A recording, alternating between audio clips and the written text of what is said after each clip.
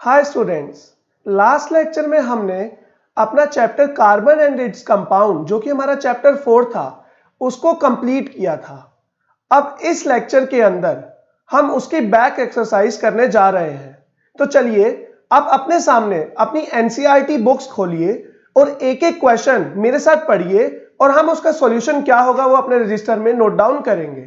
तो चलिए सबसे पहला क्वेश्चन जो आपकी बैक एक्सरसाइज में है वो है ethane with the molecular formula C2H6 has how many covalent bonds? 6, 7, 8, 9। तो चलिए बच्चों अब इसको डिस्कस करते हैं।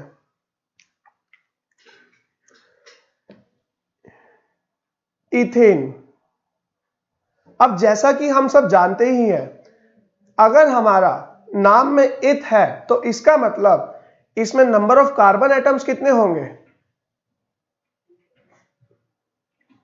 तो number of carbon atoms is equal to 2। अब सफिक्स जो है वो है एन, तो इसका मतलब ये हमारा एल्केन का है, एल्केन है। तो इथेन का अगर हम स्ट्रक्चर बनाएं, अगर जनरल फॉर्मूला में हम N2 डालें जो कि CnH2n प्लस 2 था एल्केन के लिए, अगर मैं N की वैल्यू 2 डालूं तो ये होगा C2H2 into 2 plus 2, that is C2H6। अब मैं इसका स्ट्रक्चरल रिप्रेजेंटेशन करने जा रहा हूं। कार्बन कार्बन और 6 हाइड्रोजन कनेक्टेड है। हमने अपनी कॉन्सेप्ट क्लासेस में सीखा था जो कार्बन होता है वो हमेशा कोवेलेंट बॉन्ड फॉर्म करता है। तो आपको इस स्ट्रक्चर में कितने कोवेलेंट बॉन्ड दिख रहे हैं? 1, 2, 3, 4, 5, 6, 7। So number of covalent bonds is equal to 7, जिसके अंदर 1, 2, 3, 4, 5, 6 bonds are carbon hydrogen, 6 bonds are carbon hydrogen and 1 bond carbon carbon। आपको इसमें दिख भी रहा है 1 carbon carbon and 6 carbon hydrogen bonds. तो इसका आंसर होगा 7 कोवेलेंट बॉन्ड्स। तो चलिए अब अपने नेक्स्ट क्वेश्चन पर बढ़ते हैं। हमारा नेक्स्ट क्वेश्चन है butanone is a 4 carbon compound with the functional group. तो जैसा कि आपको दिख रहा है ब्यूटेनॉन,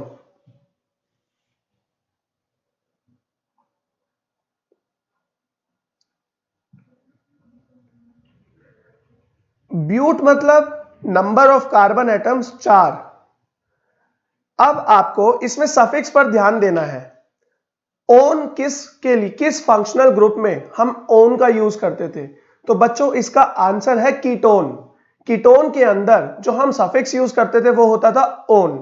तो अब हमें आंसर करना है कि butanone is a 4 carbon compound with the functional group carboxylic acid नहीं, क्योंकि कार्बोक्सिलिक एसिड में फंक्शनल सफिक्स होता था OIC एसिड। एल्डिहाइड नहीं, कीटोन तो हां, तो इसका आंसर है कीटोन।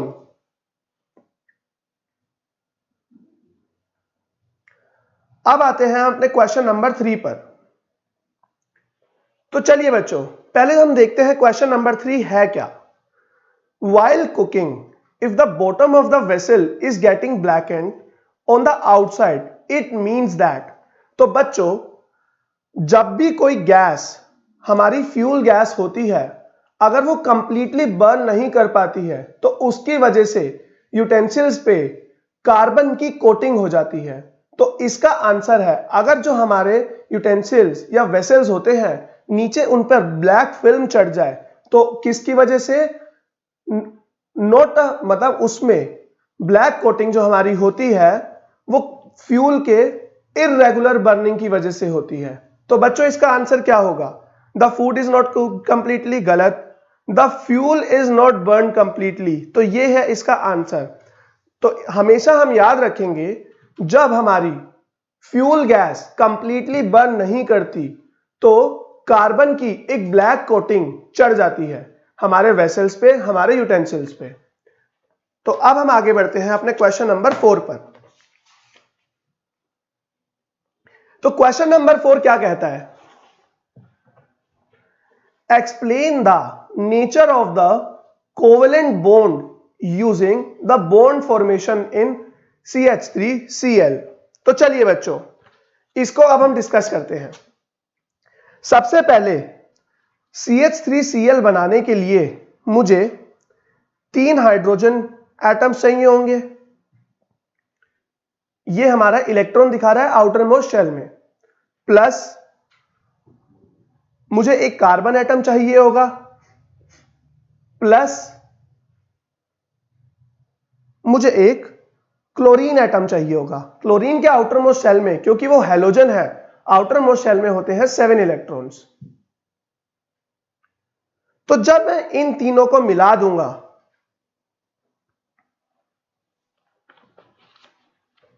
तो हमारा कुछ स्ट्रक्चर कार्बन बीच में आकर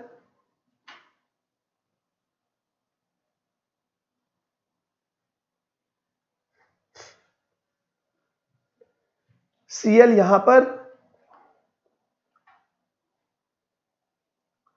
एक हाइड्रोजन यहां पर, एक हाइड्रोजन यहां पर और एक हाइड्रोजन यहां पर। तो ये इससे बॉन्ड बनाएगा, ये इसके साथ इलेक्ट्रॉन शेयर करेगा, ये इसके साथ करेगा और ये इलेक्ट्रॉन शेयर करके अपनी नियरेस्ट नोबल गैस कॉन्फ़िगरेशन को अचीव कर लेगा। तो बच्चों अब आप इसमें ध्यान से देखिए, तीनों हाइड्रोजन, कार्बन, क्लोरीन, सबके अंदर आउटर मोस्ट शेल में या तो 2 या 8 इलेक्ट्रॉन्स प्रेजेंट हैं। तो इसका मतलब क्या है? ये कंपाउंड एक स्टेबल कंपाउंड है और इसमें सारे एलिमेंट्स के नियरेस्ट नोबल गैस कॉन्फ़िगरेशन को अचीव कर लिया है। तो अब हमें डिस्कस करना है इसके अंदर, अगर हम कोवेलेंट बॉन्ड की बात करें तो बच्चों कार्बन हमेशा कोवेलेंट बॉन्ड बनाता है।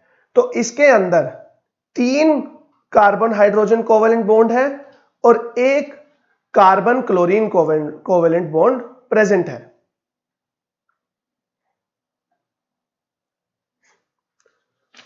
तो ये था बच्चों इसमें बॉन्ड फॉर्मेशन इन CH3Cl। अगर मैं इसको, इस स्ट्रक्चर को बॉन्ड की फॉर्म में दिखाऊं तो कार्बन ने यहां पे एक हाइड्रोजन से बॉन्ड बनाया, यहां एक हाइड्रोजन से, ये हाइड्रोजन से और ये क्लोरीन से। तो आपको दिख भी रहा है 3 कार्बन हाइड्रोजन बॉन्ड, एक कार्बन क्लोरीन बॉन्ड। तो चलिए बच्चों अब हम क्वेश्चन नंबर 4 पर बढ़ते हैं, सॉरी क्वेश्चन नंबर 5। तो क्वेश्चन नंबर 5 क्या कहता है? Draw the electron dot structure for number 1 ethanoic acid.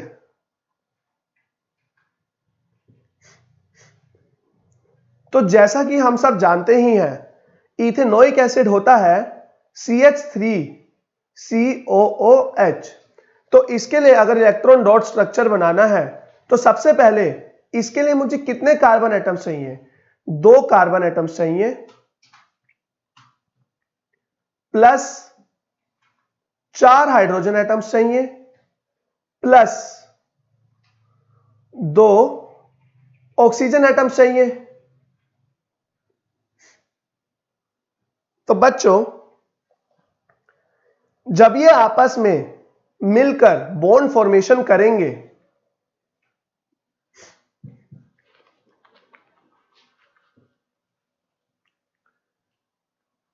एक कार्बन यहां पर,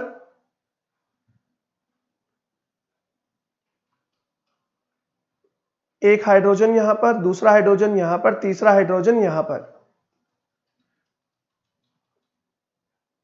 ये दूसरे कार्बन से बॉन्ड बनाएगा और ये कार्बन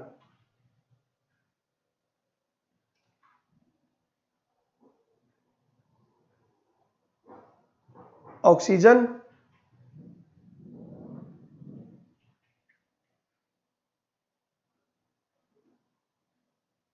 ऑक्सीजन और यहां पर एक हाइड्रोजन। तो बच्चों इसने एक इलेक्ट्रॉन को शेयर किया, इसने एक इलेक्ट्रॉन को शेयर किया, इसने एक इलेक्ट्रॉन को शेयर किया और ये वाला बॉन्ड कार्बन के साथ बनेगा।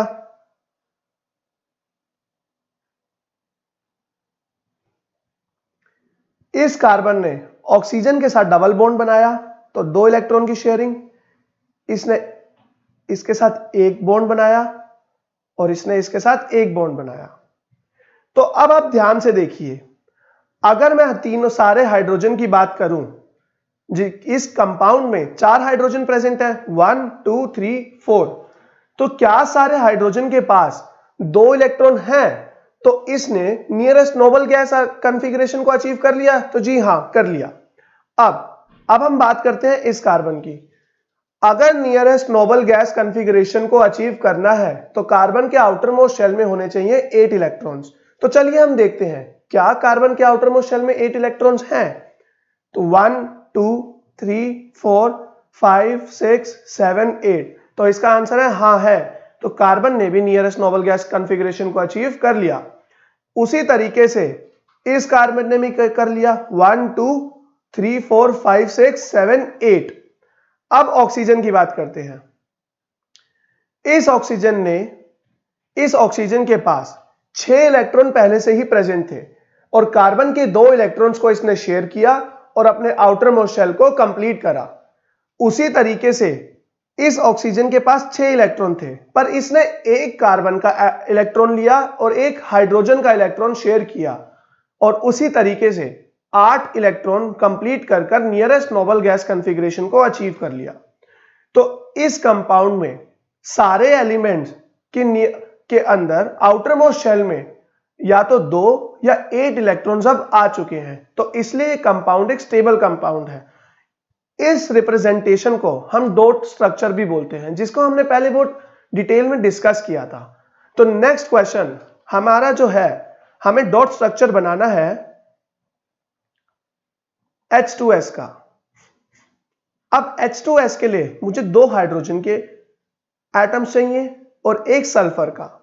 सल्फर के आउटर मोस्ट शेल में 6 इलेक्ट्रॉन्स होते हैं। तो सल्फर बीच में आकर एक इलेक्ट्रॉन इस हाइड्रोजन का शेयर करेगा और एक इलेक्ट्रॉन दूसरे हाइड्रोजन का।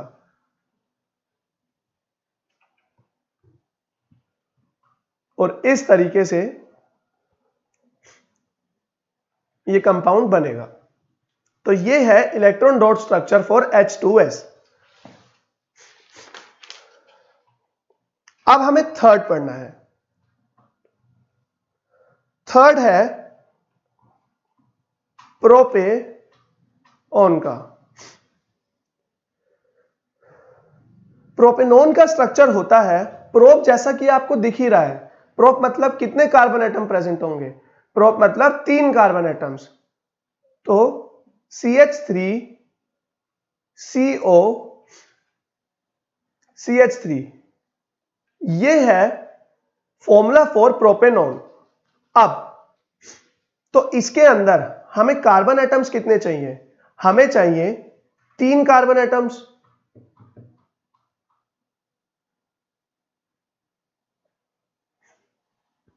Plus 6 hydrogen atoms plus 1 oxygen.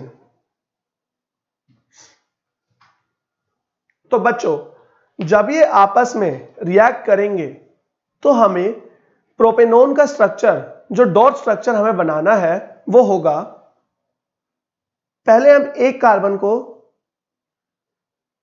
यहां पर बना लेते हैं। इस कार्बन के 3 हाइड्रोजन के साथ बॉन्ड है।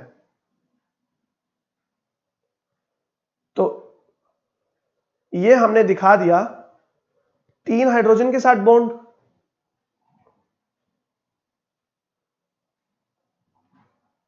अब इस कार्बन का जो चौथा बॉन्ड है वो दूसरे कार्बन एटम के साथ है।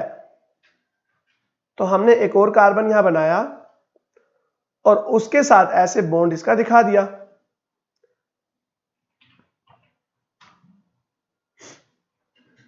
कार्बन के 2 इलेक्ट्रॉन्स ऑक्सीजन के साथ बॉन्ड बनाएंगे।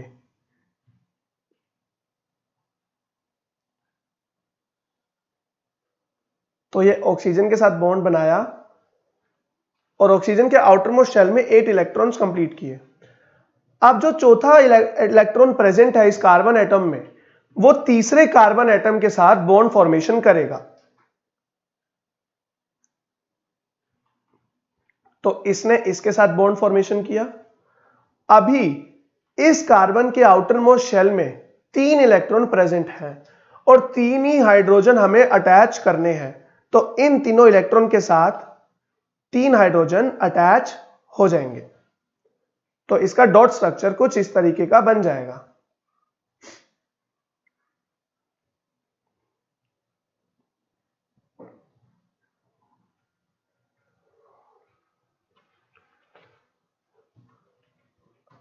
अब बच्चों, सारे के सारे एलिमेंट्स इस कंपाउंड के नियरेस्ट नोबल गैस कॉन्फ़िगरेशन को अचीव कर चुके हैं। दैट मींस या तो उनके आउटर मोस्ट शेल में 2 इलेक्ट्रॉन्स या 8 इलेक्ट्रॉन अब प्रेजेंट है।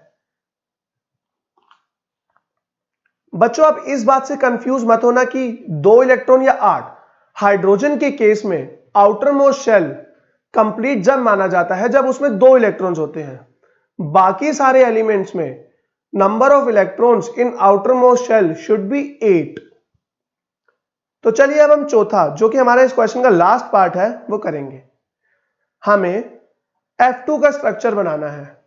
जैसा कि हमें पता ही है, F मतलब फ्लोरीन। फ्लोरीन के आउटर मोस्ट शेल में 7 इलेक्ट्रॉन्स होते हैं। तो उसको एक इलेक्ट्रॉन मिल जाए तो वो उसका आउटर मोस्ट शेल कंप्लीट हो जाता है। तो हमने 2 फ्लोरीन के स्ट्रक्चर लिखे। आउटर मोस्ट शेल में होते हैं 7 इलेक्ट्रॉन्स। तो इस फ्लोरीन ने इसका एक इलेक्ट्रॉन शेयर किया और इस फ्लोरीन ने इसका एक इलेक्ट्रॉन शेयर किया।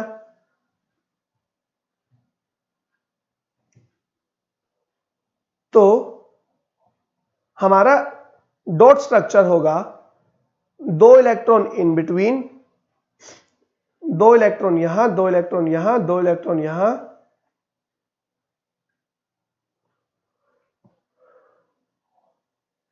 कुछ इस तरीके का। यह है हमारा फ्लोरीन का इलेक्ट्रॉन F2 का इलेक्ट्रॉन डॉट स्ट्रक्चर। तो चलिए बच्चों, अब हम आगे बढ़ते हैं अपने क्वेश्चन नंबर 6 पर।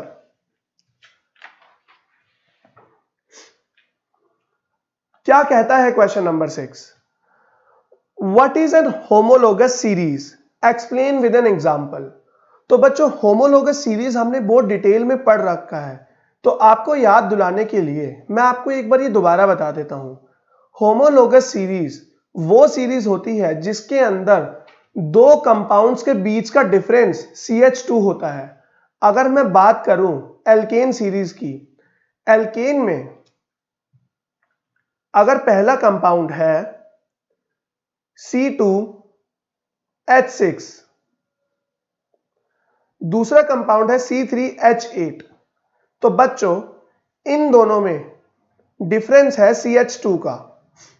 तो इसीलिए हम बोलेंगे ये मेंबर है ऑफ होमोलोगस सीरीज। अब ये था इसका एग्जाम्पल। अब अलग अलग एग्जाम्पल्स लेकर इसको दिखा सकते हैं। तो चलिए अब हम अपने क्वेश्चन नंबर 7 पर चलते हैं।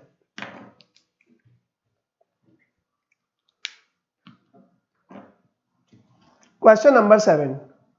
तो क्या कहता है question number 7? How can ethanol and ethanoic acid B differentiated on the basis of their physical and chemical properties? तो इसके लिए बच्चों मैं पहले आपको लिखवाऊंगा और उसके बाद आपको समझाऊंगा। तो एक हेडिंग डालिए। एक तरफ इथेनॉल, दूसरी तरफ इथेनोइक एसिड।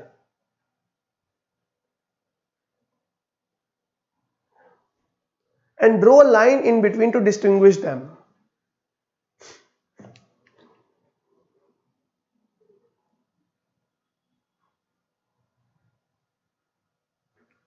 तो सबसे पहला difference number 1, ethanol has a pleasant smell.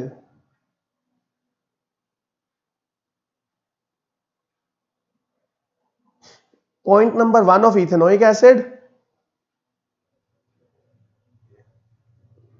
Ethanoic acid smells like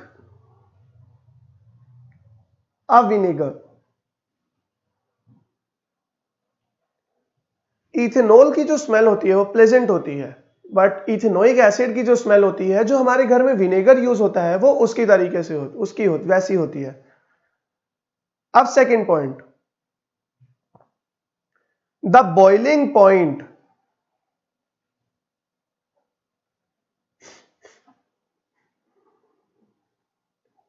is 351 kelvin. Ethanol का बॉइलिंग पॉइंट होता है 351 kelvin. The boiling point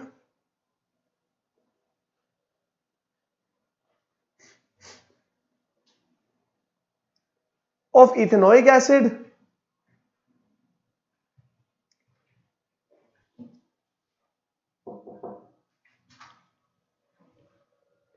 is 391 Kelvin. Third point, ethanol reacts with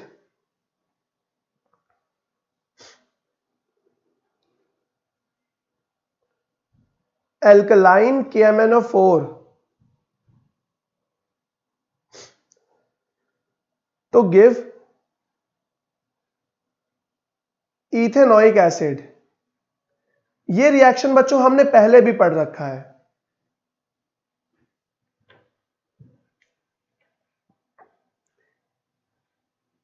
ethanol जो है वो एल्कली KMnO4 के साथ रिएक्ट करके ethanoic acid बनाता है, पर अगर इथेनोइक एसिड एल्कली KMnO4 के साथ रिएक्ट करेगा तो रिएक्शन ही नहीं होगा।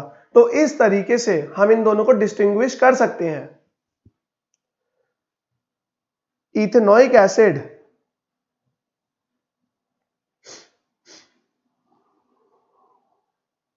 does not react with alkali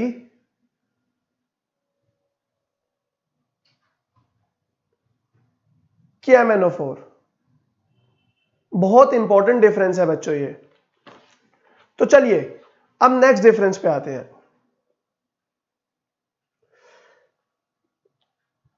ethanol does not react with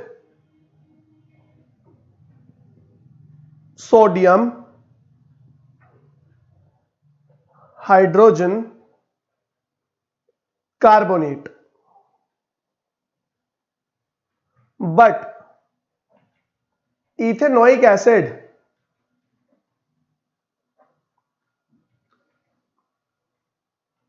gives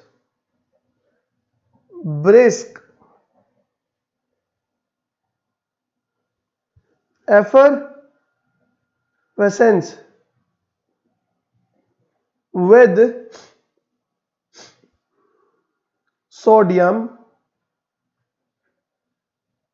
hydrogen carbonate। और अगर मैं इसके रिएक्शन की बात करूं तो CH3COOH plus NaHCO3 gives CH3CONa plus H2O plus CO2। तो ये था बच्चों difference between ethanol and ethanoic acid. ये आपके एग्जाम्स में काफी बार पूछ लिया जाता है, तो one of the most important question है आपकी बैक एक्सरसाइज का। चलिए बच्चों, अब हम आगे बढ़ते हैं। Why does micelle formation take place when soap is added to water? Question mark. Will a micelle be formed in other solvents such as ethanol also? तो क्वेश्चन नंबर 8 का जवाब, अब मिसेल फॉर्मेशन इसलिए होती है क्योंकि जो सोप होता है उसके अंदर हाइड्रोफोबिक और हाइड्रोफिलिक पार्ट्स होते हैं, जिसके अंदर हाइड्रोफिलिक वाटर को अट्रैक्ट करता है और हाइड्रोफोबिक सोप मॉलिक्यूल को अट्रैक्ट करता है, और हाइड्रोफोबिक पार्ट वाटर को रिपेल करता है, जिसकी वजह से एक मिसल बन जाता है। पर अगर सोप के दोनों पार्ट्स किसी सॉल्वेंट के अंदर मिक्स हो जाए तो क्या उसमें मिसल फॉर्मेशन होगी? जी नहीं। तो इसीलिए इन हमारा क्वेश्चन जो था, क्वेश्चन का second part, will a micelle be formed in other solvent such as ethanol also, तो इथेनॉल के अंदर मिसल नहीं बनेगी। क्यों नहीं बनेगी? क्योंकि hydrophobic as well as hydrophilic part दोनों इथेनॉल के अंदर डिसॉल्व हो जाते हैं, तो मिसल फॉर्मेशन होती ही नहीं है।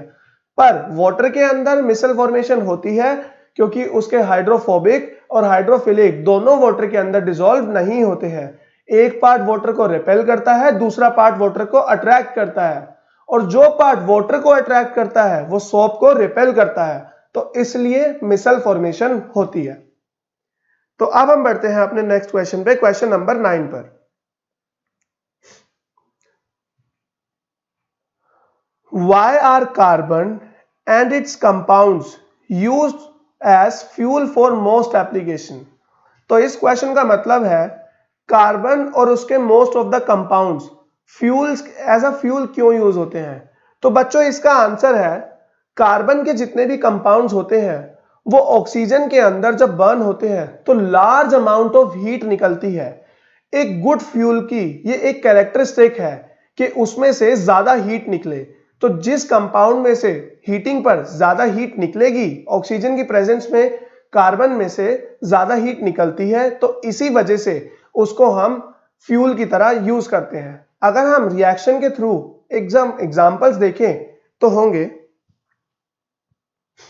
कार्बन जब ऑक्सीजन की प्रेजेंस में रिएक्ट करेगी तो लार्ज अमाउंट ऑफ हीट निकलती है।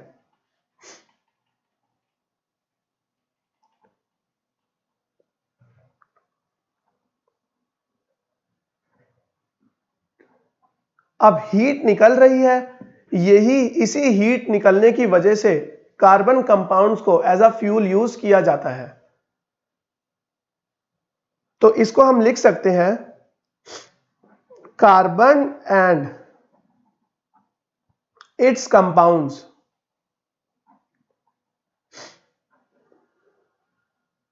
Are used as fuels because they burn in air, releasing a large amount of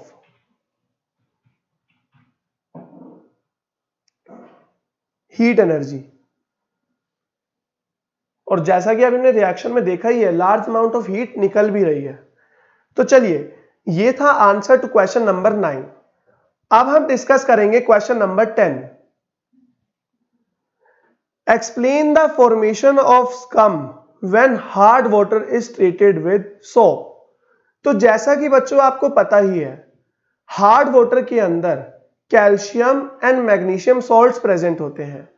तो जब सोप को हम हार्ड वाटर के साथ रिएक्ट करवाते, हार्ड वाटर में यूज करते हैं, तो रिएक्शन होता है जिसकी वजह से स्टीरेट की फॉर्मेशन होती थी। ये हमने बहुत डिटेल में पढ़ा था, तो इसको इन शॉर्ट हम यहां लिख भी लेते हैं। तो चलिए, क्वेश्चन था हमारा, explain the formation of scum when hard water is treated with soap. तो इसका आंसर होगा, soap does not gives foam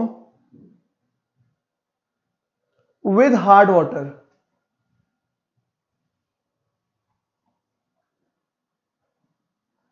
और क्यों? Due to the formation of calcium and magnesium stearate, जो कि हमने रिएक्शन भी पढ़े थे. Hard water contains calcium and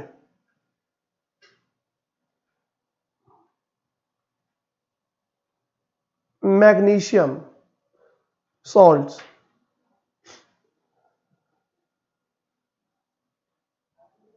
Soap first reacts with calcium ion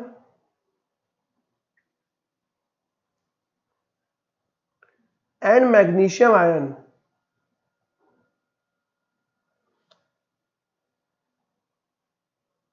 to form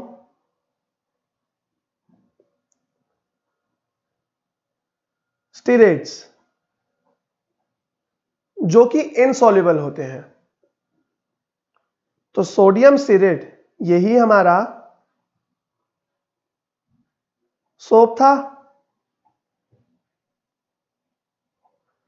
plus hard water.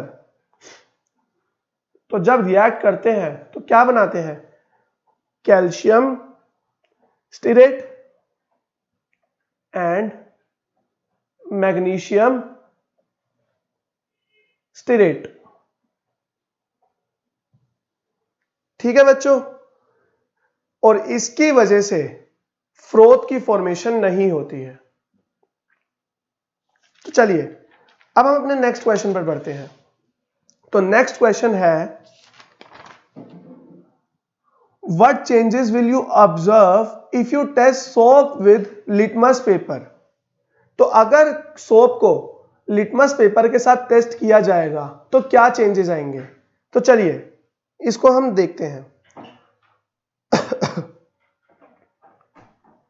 बच्चों, soap कैसे बनता था? जब हम कार्बोक्सिलिक एसिड की लॉन्ग चेन को हम सोडियम हाइड्रोक्साइड के साथ रिएक्ट करवाते थे. तो जो कार्बोक्सिलिक एसिड होते हैं वो वीक एसिड होते हैं और सोडियम हाइड्रोक्साइड एक स्ट्रॉन्ग बेस है. तो इन दोनों से मिलने वाला सॉल्ट वो बेसिक होगा. क्यों? क्योंकि स्ट्रॉन्ग बेस का यूज किया है, ना कि स्ट्रॉन्ग एसिड का. तो बेसिक सॉल्ट मिलेगा. अगर बेसिक सॉल्ट मिला और मैंने उसको लिटमस पेपर के साथ यूज किया, तो बच्चों क्या करेगा? बेस रेड लिटमस पेपर को ब्लू में कन्वर्ट करता है. तो उसी तरीके से सोप रेड लिटमस को ब्लू लिटमस में चेंज कर देगा. और इसका रीजन क्या होगा? क्योंकि सोप हमेशा weak acid plus strong base से मिलकर बनता है. अब जब वीक एसिड और स्ट्रॉन्ग बेस से मिलकर बनने वाला सॉल्ट हमेशा बेसिक होता है और बेसिक सॉल्ट रेड लिटमस को ब्लू में कन्वर्ट करता है. तो इसका आंसर ये होगा. इसलिए ये होगा कि जब सोप्स लिटमस पेपर के साथ यूज किया जाएगा तो वो रेड लिटमस को ब्लू में कन्वर्ट करेगा. तो अब हम आते हैं अपने क्वेश्चन नंबर 12 पर. What is hydrogenation? What is it's industrial application? तो बच्चों, अनसैचुरेटेड हाइड्रोकार्बन्स पर हाइड्रोजन के एडिशन को हम बोलते हैं हाइड्रोजनेशन. पहले हम इस बात को लिख लेते हैं. The addition of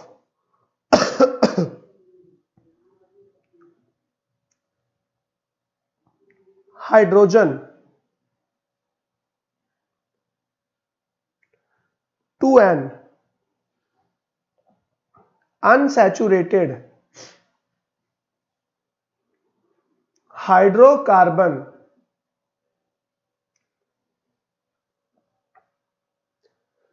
to get a saturated hydrocarbon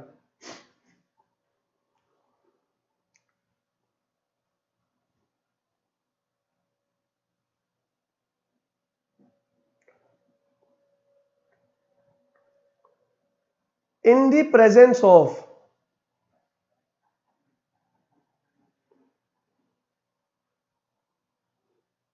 nickel or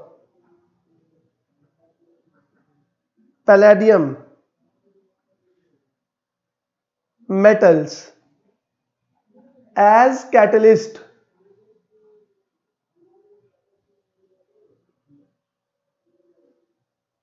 is called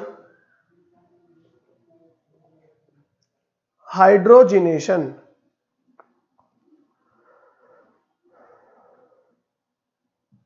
catalyst बच्चों रिएक्शन में स्पीड को ऑल्टर करते हैं, या तो वो स्पीड को बढ़ा देते हैं या घटा देते हैं, और अलग अलग रिएक्शन के लिए अलग अलग कैटलिस्ट यूज होते हैं। तो इस रिएक्शन में निकल या पैलेडियम कैटलिस्ट का यूज किया जाता है। तो बच्चों अगर मैं इसके एग्जाम्पल की बात करूं,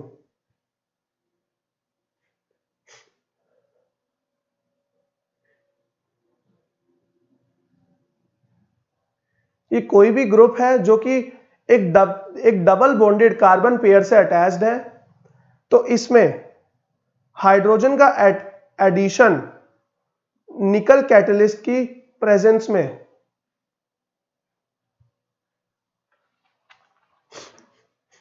तो क्या होगा, ये कुछ इस तरीके का हो जाएगा।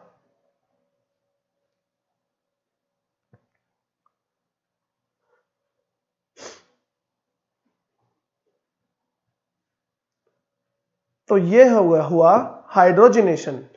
अब जो इसका नेक्स्ट पार्ट है, what is it's industrial application. तो बच्चों इसका इंडस्ट्रियल एप्लीकेशन है वेजिटेबल ऑयल से वेजिटेबल घी में कन्वर्जन के लिए हम हाइड्रोजनेशन का यूज करते हैं। तो देखिए बच्चों,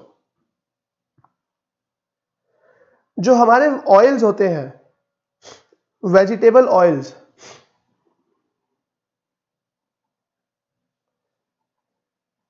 जैसे कि कोकोनट ऑयल,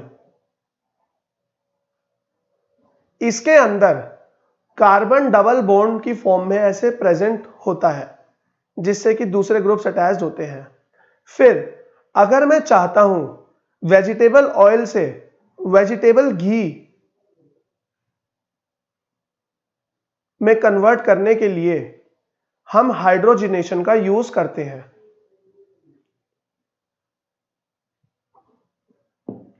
तो जो पिछला हमने रिएक्शन पढ़ा वो एक तरीके से वेजिटेबल ऑयल को वेजिटेबल घी में कन्वर्ट कर रहा है। तो ये था इस क्वेश्चन का आंसर। अब हम अपने क्वेश्चन नंबर 13 पर चलते हैं। तो देखिए बच्चों, क्वेश्चन नंबर 13 क्या है, which of the following hydrocarbon undergoes addition reaction. तो इसके लिए सबसे पहले आपको पता होना चाहिए एडिशन रिएक्शन क्या होता है, जो कि हमने काफी डिटेल में पढ़ा था। एडिशन रिएक्शन में बच्चों हाइड्रोजन का एडिशन होता है एक अनसैचुरेटेड हाइड्रोकार्बन पे। तो जो भी हाइड्रोकार्बन यहां पर अनसैचुरेटेड होंगे उन पर एडिशन रिएक्शन होगा, बाकियों पर नहीं होगा। तो चलिए एक एक करके देखते हैं क्या ये हाइड्रोकार्बन सैचुरेटेड है या अनसैचुरेटेड है। तो सबसे पहला हाइड्रोकार्बन है C2H6। ये है बच्चों इथेन। तो एल्केन तो सैचुरेटेड होते हैं क्योंकि उनके अंदर ना ही कोई डबल बॉन्ड प्रेजेंट होता है ना ही कोई ट्रिपल बॉन्ड प्रेजेंट होता। दूसरा हमारा जो कंपाउंड है वो है C3H8। तो बच्चों C3H8 ये है प्रोपेन, जिसका स्ट्रक्चर होगा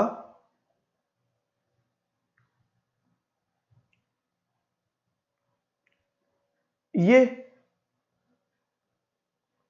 तो C3 8 हाइड्रोजन। नेक्स्ट है C3H6। तो बच्चों ये है propene. Propene is a member of alkene. तो क्या एल्कीन सैचुरेटेड होते हैं या अनसैचुरेटेड होते हैं? तो इसका आंसर है एल्कीन्स हमारे अनसैचुरेटेड होते हैं, जिसका स्ट्रक्चर होगा ये।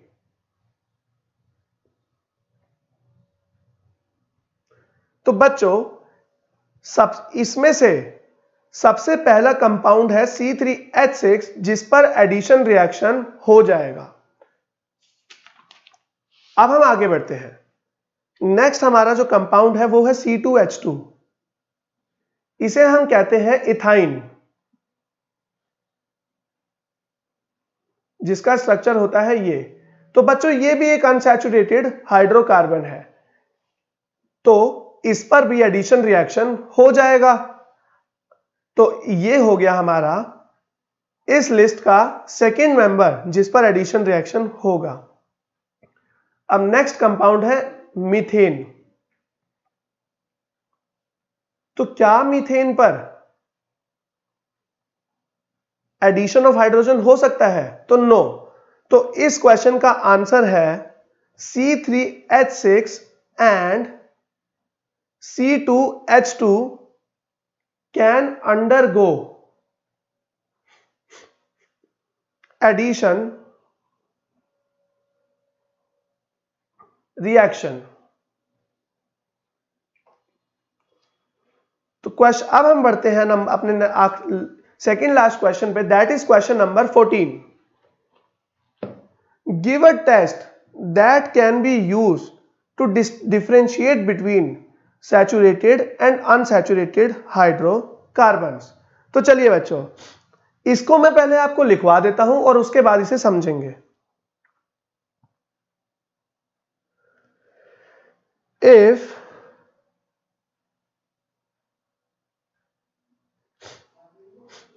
a carbon compound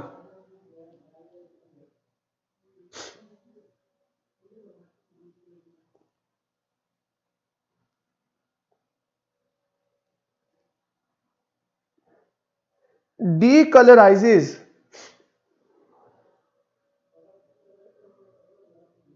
bromine water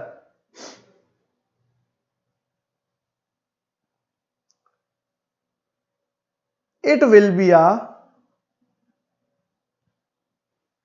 unsaturated compound.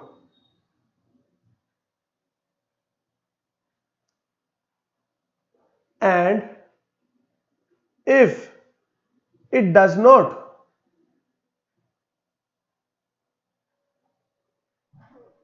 decolorizes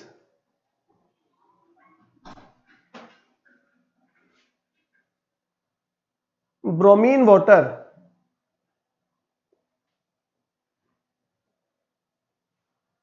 it will be saturated compound. तो बच्चों इसको अब समझते हैं। अगर अनसैचुरेटेड कंपाउंड्स को ब्रोमीन वाटर में डाला जाएगा तो ब्रोमीन अनसैचुरेटेड हाइड्रोकार्बन्स पर एडिशन हो जाएगा, तो इसका मतलब ब्रोमीन रिएक्ट कर जाएगा। पर सैचुरेटेड हाइड्रोकार्बन्स में क्योंकि उसमें डबल बॉन्ड या ट्रिपल बॉन्ड नहीं होता जो टूटकर दूसरे कंपाउंड्स का दूसरे एलिमेंट्स का एडिशन हो जाए, तो ब्रोमीन वाटर पर कोई चेंज नहीं आएगा। तो ब्रोमीन वाटर के थ्रू हम ये बता सकते हैं कि कोई हाइड्रोकार्बन सैचुरेटेड है या अनसैचुरेटेड है। अब हम इस एक्सरसाइज के लास्ट क्वेश्चन पर आते हैं। Explain the mechanism of the cleaning action of soap. Cleaning action को बच्चों हमने काफी डिटेल में अपनी कॉन्सेप्ट क्लासेस में डिस्कस किया था और उस टाइम पर मैंने आपको बताया था कि एग्जाम टाइम पर कैसे लिखना है। तो आप ये इस क्वेश्चन को वहां से पढ़िए और आपका क्वेश्चन क्लियर हो जाएगा। इसी के साथ हम बैक एक्सरसाइज को यहां पर एंड करते हैं। बाकी क्वेश्चंस हम आपको नेक्स्ट वीडियोस में बताएंगे जो क्वेश्चन पेपर में आते हैं, वो प्रीवियस ईयर बोर्ड क्वेश्चंस मैं आपको बताऊंगा। टिल टाइम आप ये सब रिवाइज कीजिए। अगर इसमें कोई डाउट्स हैं तो हमसे पूछिए। Thank you so much.